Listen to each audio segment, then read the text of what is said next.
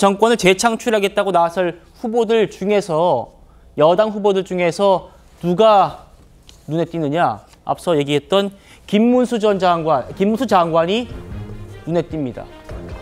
다른 조사에서도 마찬가지였는데요. 조선일보 조사에서도 약진하는 게 눈에 띕니다. 물론 후보들 간에 오차 범위 내에 격차는 있습니다만 김 장관이 거의 매 조사에서 지금 최상위권에 위치하고 있기 때문에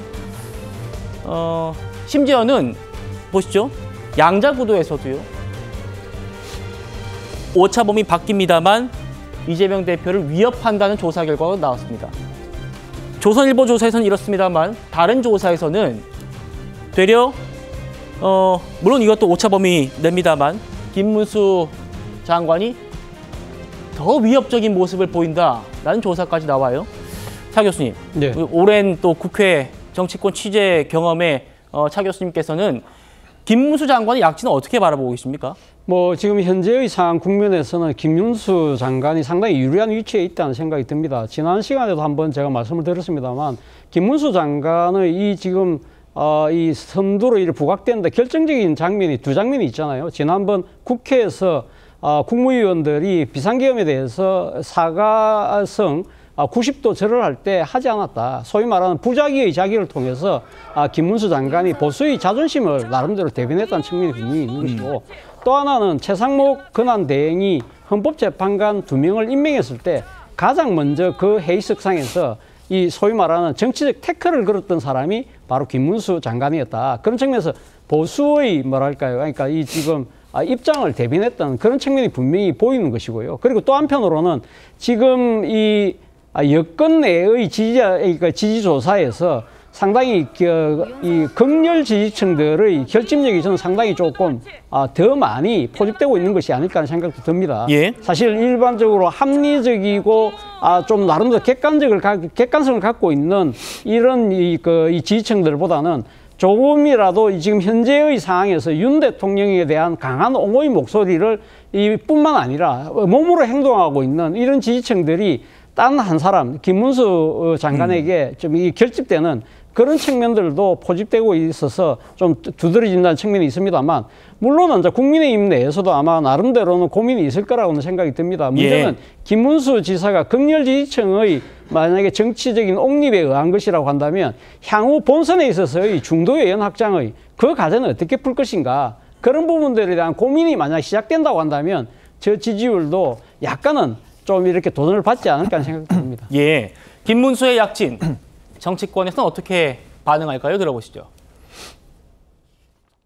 제가 보기에는 이 사태에 대해서 가장 놀라고 있는 사람은 김문수 장관 본인일 거라고 생각을 해요. 이게 뭐지 도대체 나 아무것도 안 했는데 한 게 있죠. 딱 하나 계신데 계엄에 대해서 일어나서 사과하세요 했는데 본인이 내가 왜 일어나? 그리고 딱 앉아 계셨어요. 사람이라는 게 자기의 어떤 원칙대로 사는 사람은 아름다운 거잖아요. 뭐 그런 측면이 있는 건 분명합니다. 근데 이거는 어떻게 봐야 되냐면요. 근데 윤석열 대통령에 대해서 사람들이 그래 이제 저 사람이 저렇게 무너져 내리고 있구나. 그런데 이재명 대표 당신은 뭐 나? 이런 생각이 드는 거죠. 아니 결국은 이분들이 자력으로 뜬 게 아니라 그냥 이쪽에 대한 증오감, 이것에 대한 반사로 이렇게 올라가고 있다는 거죠. 김문수 자체 경쟁력, 자력이라기보다는 뭔가 이재명 대표에 대한 반감, 거부감, 더 나아가서는 증오감 때문 아니겠느냐, 이런 분석이었는데요. 동의하십니까? 김문수 장관이 지금 현재 보여주고 있는 것은 일종의 부작위의 정치죠. 그러니까 뭔가를 자기적으로, 의도적으로 한 것은 없습니다. 방금 전에 김종혁 전 최고위원의 설명처럼 부당한 요구를 받았는데 가만히 앉아 있었다, 이렇게 볼 수 있죠. 그런 부분 때문에 지금 보수 일각에서 호명이 있는 것인데, 다만 앞서 본 것처럼 이제 이재명 대표와의 가상 양자 대결을 붙인 그 조선일보 조사에서 나온 김문수 장관의 29%라고 하는 숫자는 가능성과 한계를 동시에 보여주는 거라고 생각합니다. 사실 김문수 장관은 이번 대선에서 만약에 조기 대선이 있는 경우를 가정해 볼 때 그 국민의힘 후보가 갖춰야 될 중요한 필요 조건 중에 하나인 명태균 리스크로부터 자유롭다라고 하는 점에서는 분명히 필요 조건을 갖추고 있습니다. 그러나 같은 조사에서 지금 국민의힘 정당 지지율이 41%나 되고 또 정권 재창출을 원하는 응답자의 비율은 45%나 되는데 김문수 장관 개인의 가상양자 대결에서의 지지도는 29%밖에 되지 않는다면은 사실은 당 지지층도 충분히 흡수를 못하고 있고 나아가서 중도 확장성은 굉장히 의문이 있다라는 점에서 이 조사 결과는 김문수 장관에게 가능성과 한계를 동시에 보여준 것이다. 그렇게 평가할 수 있겠습니다. 예. 자, 이것도 좀 여쭤보고 싶습니다. 박 대변인님. 예. 사실 윤석열 대통령을 지지하는 그 보수 지지층의 표심은요. 한동훈 전 대표와 각을 세웠던 홍준표 시장한테 가지 않을까 싶었거든요. 그런데 지금 민주당에서 어떤 얘기 나오냐면요. 보여주십시오. 민주당에서는요. 홍카콜라가 김이 많이 빠졌다. 홍카콜라의 힘은 객관성과 균형성에서 나왔고 그게 사이다 발언으로 이어졌는데 홍카콜라가 많이 빠졌다. 김이. 홍 시장이 왜 더 치고 올라가지 못할까요? 김문수 장관에 비해서?